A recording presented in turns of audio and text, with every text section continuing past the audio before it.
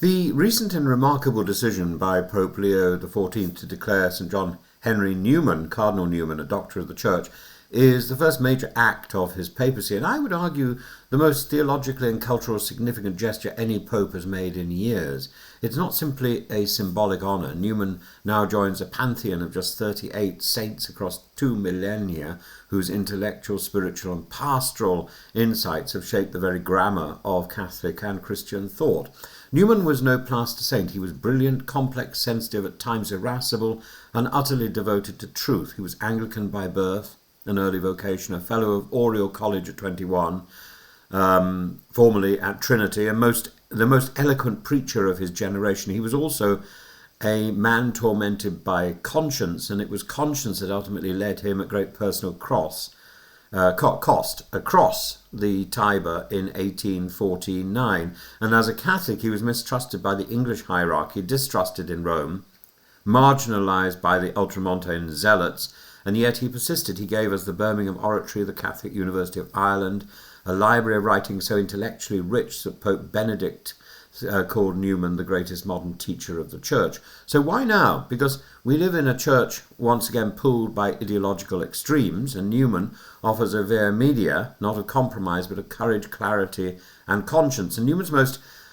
enduring contribution is surely his doctrine of development. In the essay on the development of Christian doctrine, just before his conversion, he explained how doctrine unfolds over time, not by changing the deposit of faith, but by deepening our understanding of it. And the idea directly shaped Vatican II in a way that perhaps the only other person I can think of from that period who had such an impact on the modern direction of the Catholic Church is Antonio Rosmini. And the dignity of the laity, the idea of the Church as a pilgrim people, the conscience of as a source of moral obligation. Rosmini also talked about conscience and the proper limits of papal authority. Indeed, his view of papal infallibility, which he accepted in principle but feared would be defined in triumphalist and reckless terms, shows both his fidelity and his caution.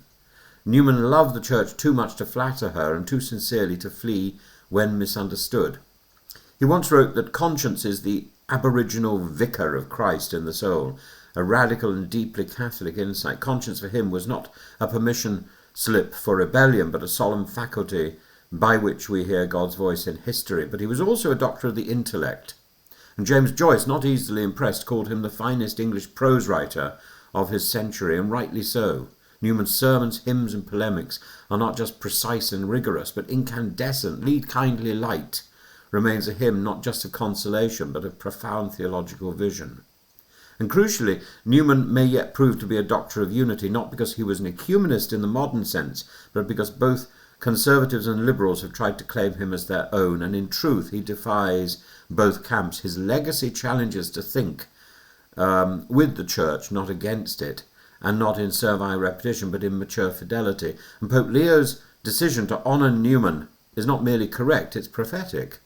It signals a desire to move beyond the partisanship of Francis and the siege mentality that preceded them. It's a declaration that truth matters, but that it must be approached with clarity, with depth, with charity, with historical imagination.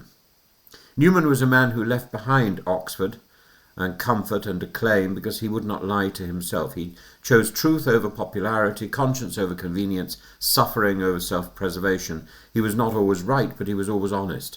And his beatification by Pope Benedict, his canonization by Pope Francis, and now this doctorate by Pope Leo, three very different popes united in acknowledging a man who speaks across the ages. And in time of confusion and shallow certitude, Newman teaches us to think, to pray, to suffer, and above all to love the search for truth. Heart speaks to heart was Newman's motto. Cor ad cor loquitur. And I hope that heart speaks more clearly now than ever to ours.